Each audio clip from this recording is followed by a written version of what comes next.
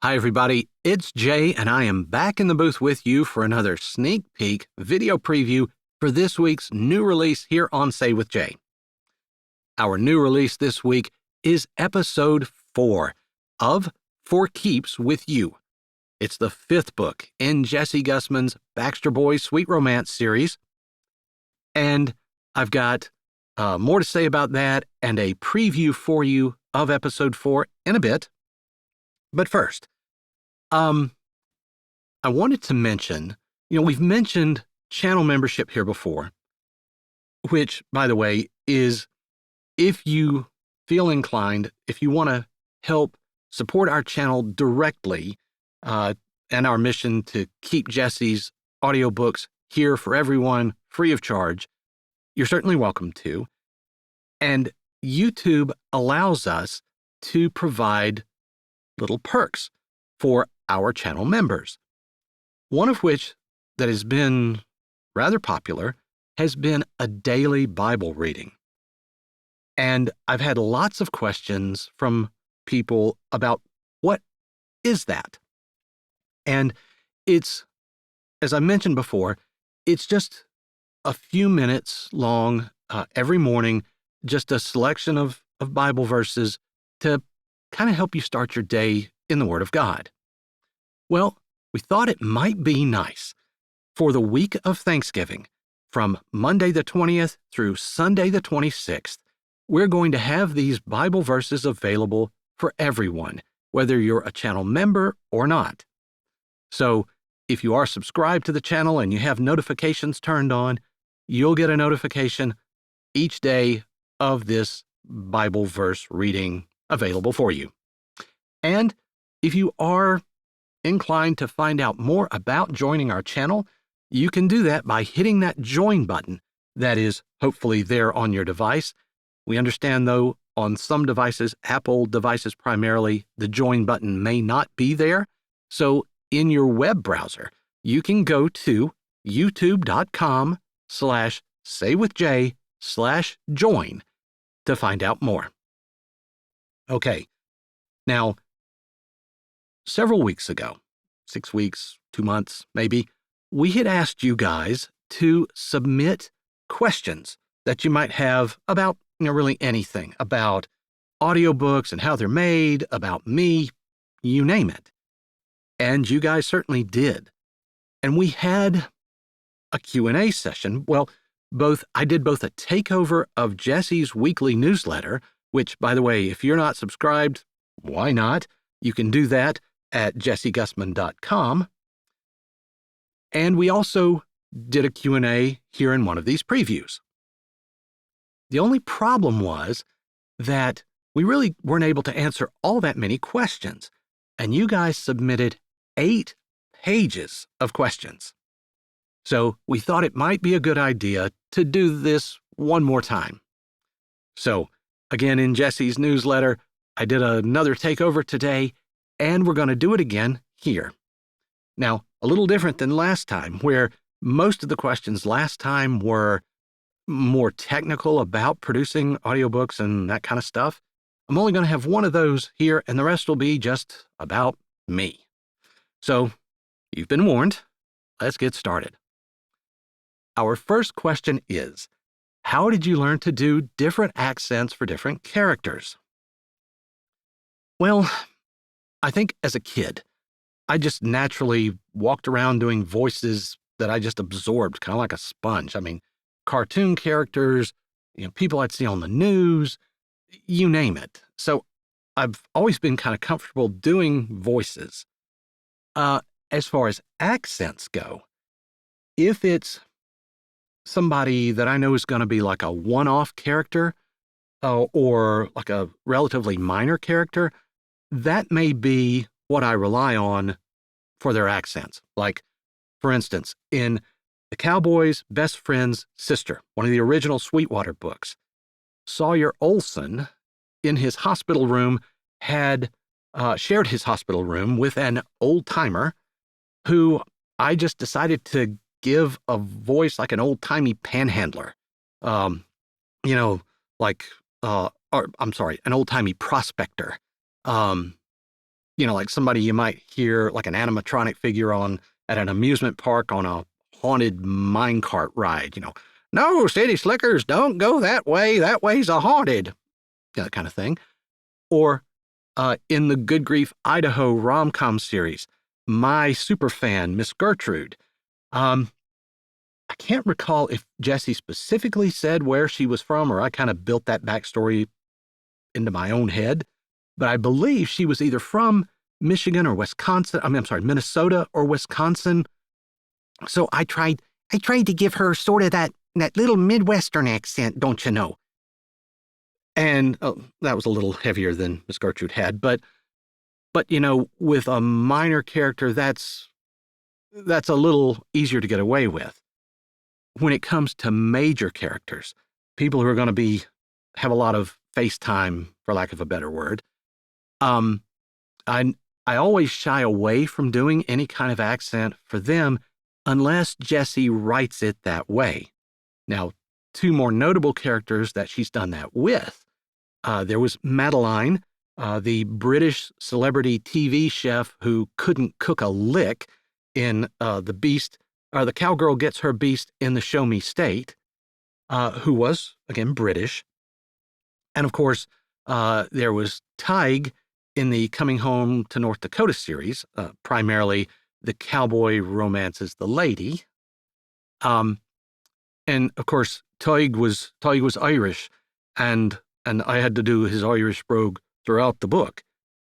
And for those two in particular, it wasn't really in our budget to have an accent coach, so I did the next best thing. I went to YouTube, and there are lots of great tutorial videos on different accents by voice coaches. A lot of very bad videos too, but it is what it is. But so I did spend, on those two in particular, a lot of time researching and practicing those accents to try to make them as authentic as I could possibly get them. The unspoken goal was never let those accents make the characters look like a caricature.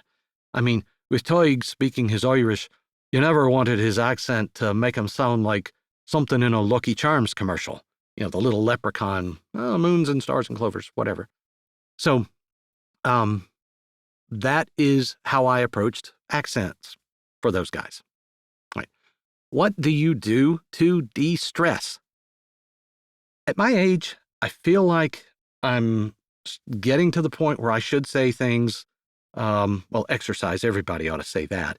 I ought to say things like gardening or bird watching, which, come to think of it, I actually do kind of like, but neither here nor there. Primarily, for me, day-to-day basis, I play video games.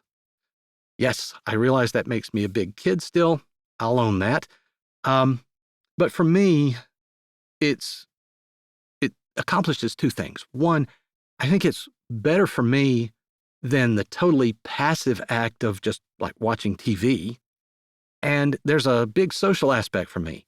I know I've talked in the past several times about my two best friends in the world who got me started here voice acting and narrating audiobooks. And we all play together and are able to talk and communicate online and so forth.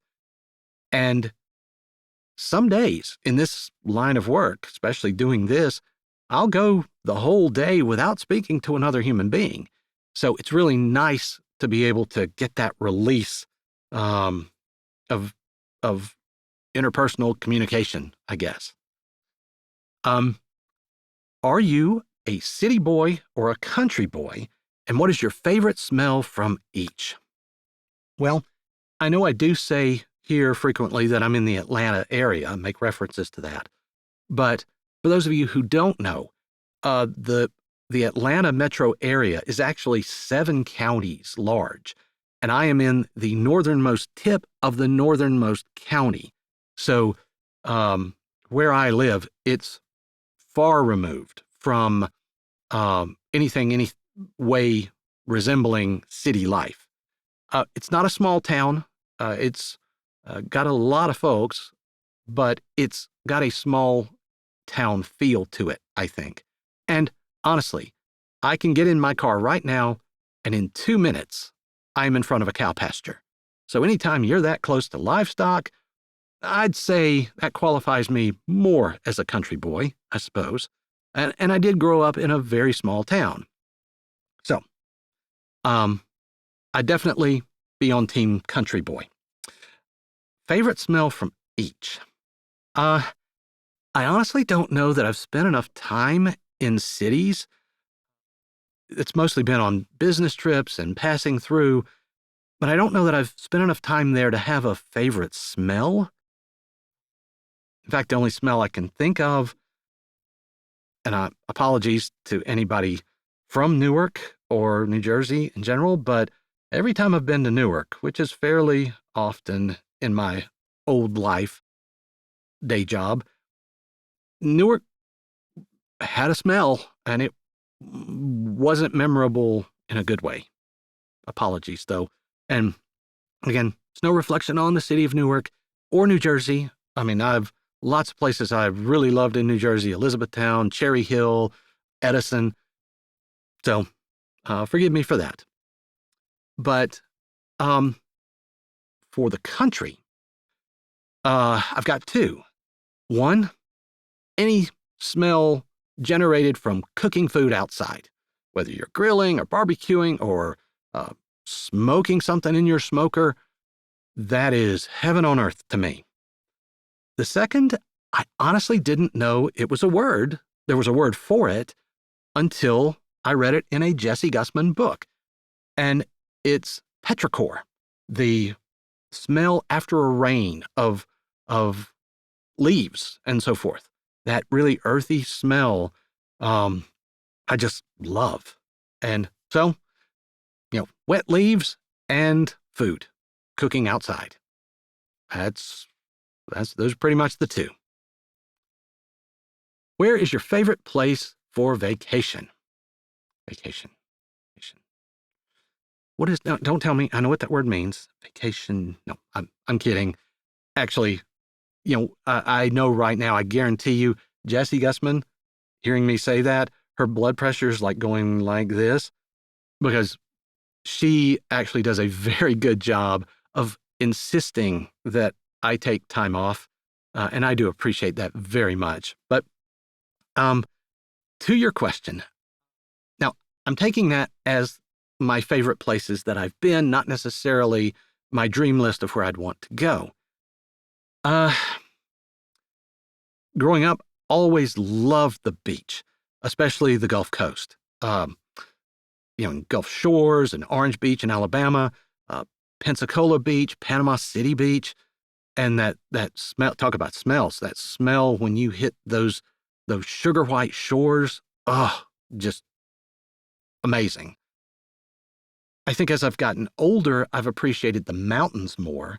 For me, that's been like the Smoky Mountains, like Gatlinburg or Pigeon Forge, which have changed a lot since I was little, or more recently, the North Georgia Mountains. Now, I do know I've got listeners out there who are going, North Georgia Mountains? Pfft. Yes, I know there are much bigger mountains out there, and I do hope to see those, but we're talking about places I've been. As far as quirky little places, I don't think you can beat Savannah, Georgia. It's just a wonderful, eclectic mix of things. And as long as you don't go in the dead of summer, when it is the hottest place on earth, that's a lot of fun. But I think, again, based on places I've been, if you were to give me a week-long, all-expenses-paid vacation someplace, I'll admit it, I would take Disney World hands down every time. Of course, we've already established I'm a big kid, so that probably explains a little of it. But for me, Disney is one of those places more than any other that just lets you suspend belief. And I escape from being that dad/engineer/grown-up at other amusement parks, like looking at a roller coaster and thinking, oh, look at how it's built. the G-forces and this, that, and the other, and just enjoy it. I mean, even standing here, I can think about like the Peter Pan ride. I know it's not their most technologically advanced ride. It's a little dated, but when you're in that car and you leave the darling kid's bedroom and you fly out into the city of London down below and you feel that cool breeze on your face, I mean, even now, that image just is alive. Same thing for like the Haunted Mansion. All the giggles and scares that you have there, and like, looking in the mirror and seeing that ghost in the car beside you. And even, yes, I'll even admit, I like It's a Small World. Yep, I'll own that. So I know Disney adults seem, for some unknown reason, get a lot of hate on the internet lately. Don't care. I'd still go in a heartbeat. Okay, last question. Who is your favorite author? 2 questions. Who is your favorite author, and do you do your narration of books in other languages? Let's answer the second one first. I think, just from listening to me here today, I think we can all agree that it's enough of a challenge for me to do it in good English. So, no, unfortunately, I don't speak any other languages. I honestly regret that. I wish I did. But growing up when and where I did, in South Alabama in the 80s, we didn't have a single foreign language course available to take. Whereas, like, my son, when he was in high school here locally, I believe he could actually get 3 years of multiple foreign languages before he graduated high school. And that's just amazing to me. But the first question there, who is your favorite author? Now, I think I'm going to include Jessie Gussman in that list, and I'm not just kissing up to the boss. I sincerely mean that. But I think you probably intend for me to answer that in who is my non-Jessie favorite author. And it would be a big list, but one that I was thinking about when I picked this question that I don't think I've ever really talked about is Michael Crichton. The breadth that guy wrote is amazing to me. I mean, The Great Train Robbery, a wonderful Western adventure, to Jurassic Park, books like Congo and The Andromeda Strain, and my personal favorite that I think is underrated is Timeline, where some scientists travel back in time to medieval France. Not something you see much in sci-fi, especially addressed as well and historically accurate as he does. And a lot of people don't know that he was also the creator of the TV show ER, one of the first great modern hospital dramas. And he was actually a degreed doctor. He had an MD. He never practiced, but still, kind of an amazing guy.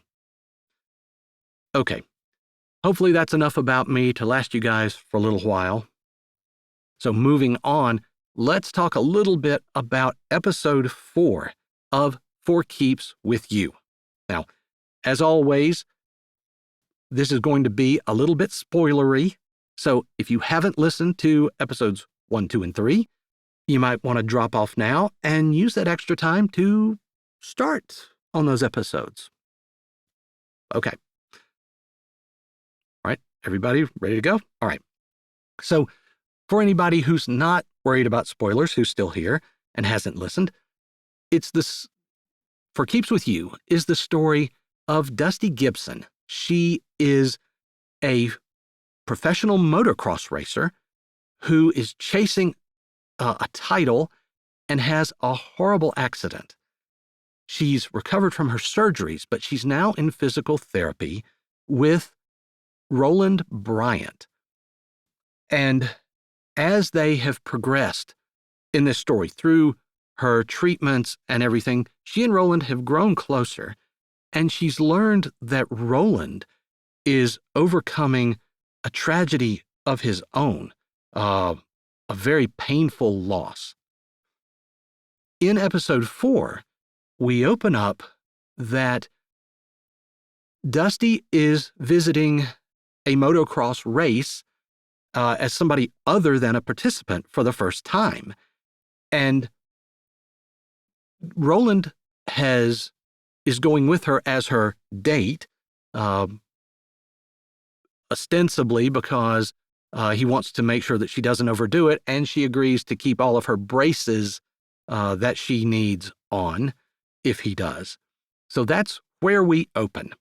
And now here are a few minutes of the opening of episode 4 of For Keeps With You. I hope you enjoy it, and then we'll come back this Friday for the full release here on Say With Jay. Dusty surveyed the parking lot as Roland opened her door. He lowered a hand. She stared at it a minute before grasping it. She could get herself out of the car. She should get herself out of the car. But she allowed him to help. There was something nice about having someone to take care of one. Not that she'd ever felt that before, other than her friends, who were great, but they had families of their own now, and Dusty felt more guilt than anything when they took time from their families to help her. She should have her own family. Tucker walked up. He seemed a little surprised at the warm smile Dusty gave him. "Does this place have food?" "We just ate breakfast," Dusty said. Tucker took after their side of the family with his slender build, although he was tall with broad shoulders. "That was an hour and a half ago." "Didn't anyone tell you you're not a teenager anymore?" "I ate like this through college, and I know everyone says I'll regret it someday, but not today. I'm starved. You guys want anything?" "Not for me right now. Maybe later. If I remember right, this place has a homemade soup stand that's pretty good, along with all the other typical food." "Got it. You?" Tucker asked Roland. "I'll eat when the lady eats," Roland said. Dusty almost rolled her eyes, but Roland's face was serious, and it made her feel treasured somehow that he was adjusting his schedule to hers. "Good for you." Tucker grinned and strutted off, garnering more than 1 second look from the ladies milling around the lot. "I guess he could have stuck with us and hoped that one of us paid his way in. He's not a leech anyway," Roland said. "No, I talked with him a little this morning. I actually think he's a nice guy. For a bank loan officer." "He's a loan officer?" Roland asked in surprise. "He seems so young." "Yeah, that was my reaction too. His dad treats him like a little kid." Dusty looked out over the full parking lot and breathed in the hot summer air. The sky was an amazing shade of blue with not a cloud in sight. The mountains sat in the distance like guards, keeping watch. The buzz of the bike motors as they made their practice rounds mingled with the sound of the announcer and the crowd of happy people spending a relaxing day out with their friends and family members. The whole atmosphere brought back every memory from her early childhood of happy times they'd spent at the track. It was really the only time her dad made time for her. He made sure she never missed a race or practice, and no expense was too big. "Miss it?" Roland questioned her as they made their way between the long rows of cars toward the gate. "Oh, yeah." She smiled, a little sad. "I don't think I've ever been at a race just to watch. You have no idea how much I wish I had my bike here." The urge to be out on the track, racing with the other competitors, was almost overwhelming. "No bad memories?" Roland asked suspiciously. She thought for a second. "You mean from the accident?" "Yeah." "Nope. It happened right after the start. So maybe my first race. I don't even think then it will be a problem. I've started so many times and nothing happened. I just don't think I'll let one bad start overshadow all the great ones I had." "That's a great attitude. I've seen so many people who think the exact opposite." "I'm a natural optimist." "About racing?" "Definitely. I always think I'm going to win. She gave him a cheeky grin. I usually do. He smiled along with her, and she realized that some of the reason the day seemed so bright and her spirit so happy was because she was with someone she cared about. Not that she didn't care about her mechanics, Adam and Derek, and the guys she knew, riders and workers alike. But Roland was different. Better. She loved his straightforward honesty and how it was important to him to keep the line between them drawn. Hey, Dusty! A tall, skinny fellow shouted across the parking lot, waving to a group of people walking toward the ticket booth. Hey, guys, it's Dusty!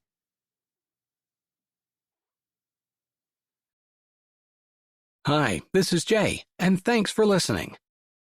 If you're ready for another great audiobook, here's one we think you might like. Or check out the playlist with all our latest releases. Don't forget to subscribe to Say with Jay, give this video a thumbs up, and tell us what you liked in the comments.